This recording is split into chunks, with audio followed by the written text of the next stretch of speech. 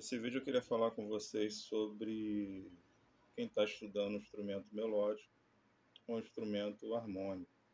O instrumento melódico é aquele que as notas são ouvidas sucessivamente, ou seja, uma nota após outra. A gente pode dar o exemplo dos instrumentos de sopro, saxofone, clarinete, trompete. Todos esses instrumentos são considerados instrumentos melódicos.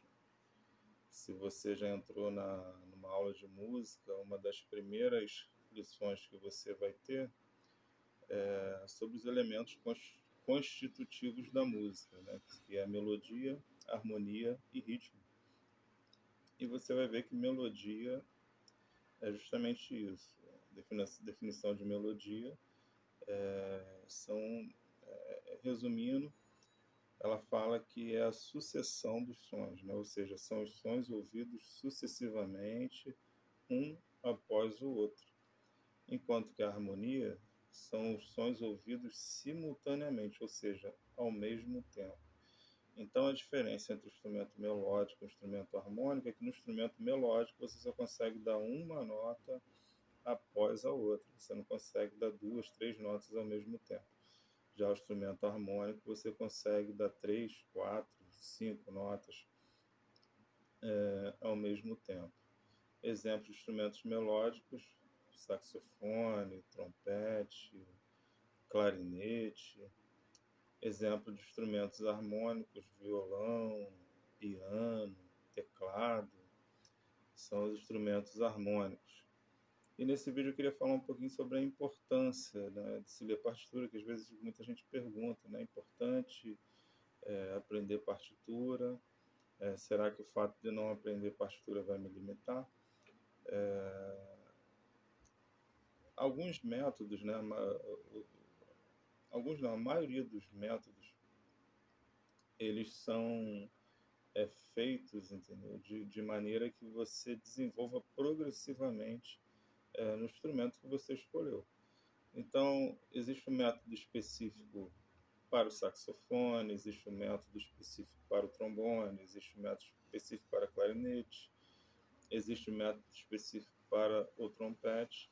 E todos esses métodos, né, eles visam a pegar você desde ali do início, desde a fase iniciante, até, entendeu, trabalhando ali o seu desenvolvimento musical. Esses métodos vão trabalhar com intervalos, né, intervalos de terça, intervalos de quarta, intervalos de quinta, intervalos de sexta. Vão trabalhar com intervalos de minutos.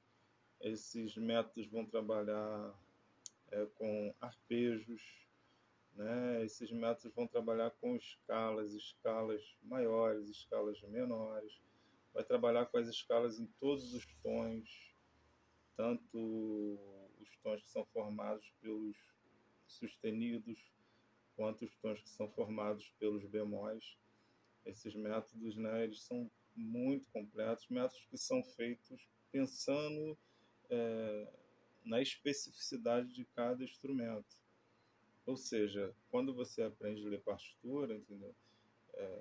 Você já vai ter a possibilidade, entendeu, de começar a treinar o seu instrumento num método específico para ele, onde as lições vão estar escritas, logicamente, né, como partituras, em partituras. Então, esse é um dos pontos. Outro ponto importante de você aprender, né, ler partitura, para quem está começando a aprender um instrumento musical, se você for tocar numa banda, se você for tocar numa orquestra, se você for tocar num conjunto, né? Quando você vai tocar numa orquestra, nem sempre você é o solista. Existe cada arranjo, né, é feito pensado em um instrumento. Então, ora você vai estar fazendo um solo, ora você vai estar acompanhando, né? E esse acompanhamento que você faz não vai ser tirado da sua mente. E por mais bonito que você possa imaginar em alguma coisa, ele não vai ser tirado da sua mente, né? Alguém pensou naquele arranjo, Alguém escreveu aquele arranjo e pensou que os clarinetes vão fazer isso, os trompetes vão fazer aquilo, os trombones vão fazer aquilo outro. E para você tocar numa orquestra, vai ser fundamental que você também leia a partitura, porque você vai estar executando, né, a sua peça, perdão, a peça que foi escrita ali pelo maestro, para que você executasse ali a sua parte. Se você for tocar numa banda também, da mesma forma, né? Vai ter as partituras ali relacionadas ao seu naipe, relacionadas ao seu instrumento. Agora, uma coisa também que eu acho fundamental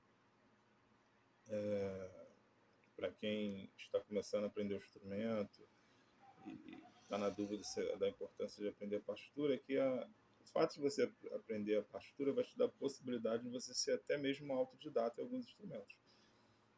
Você pegando, entendendo as posições do instrumento, de posse, né, um método específico para aquele instrumento, você vai ter a possibilidade de você mesmo ser um autodidata.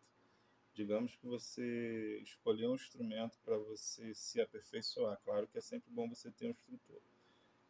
Mas você escolheu um instrumento para você se aperfeiçoar, mas quer aprender outros instrumentos, se você ler a partitura, basta você pegar a posição daquele instrumento. Claro que você vai precisar de alguma instrução em relação à embocadura, etc. Mas o estudo em si, você pode estudar praticamente sozinho, né? Muitos instrumentos, depois que você aprende ali a posição, você aprende a embocadura, de posse de um método, você vai ter a capacidade de você ser um autodidata. O método vai te dar essa possibilidade. Então, agrega muito, né? Existem métodos, por exemplo, que são específicos de alguns estilos musicais. Existe, por exemplo, o método de jazz, escalas, né? Para que você possa executar, aprender essa linguagem, né, específica. Existe método de chorinho, por exemplo, né? Existe métodos que trabalham mais com o blues, né? E todos eles são dispostos em partituras, né? Então, olha como é que é fundamental. É claro que a percepção é fundamental, né? Você ouvir, né? Se você quer se dedicar e quer aprender um estilo musical, você vai ter que ouvir, né, tudo que você puder ouvir daquele estilo, né, que você quer aprender, mas aliado à percepção com a partitura, isso vai ser fundamental para o seu desenvolvimento, principalmente o desenvolvimento da técnica do instrumento. Então é fundamental. É claro que os instrumentos harmônicos, além do executante, além do músico, além do aluno ter que aprender a ler a partitura, é fundamental também que ele aprenda, lógico, as cifras, né? Porque ele vai trabalhar mais com harmonia, com harmonização.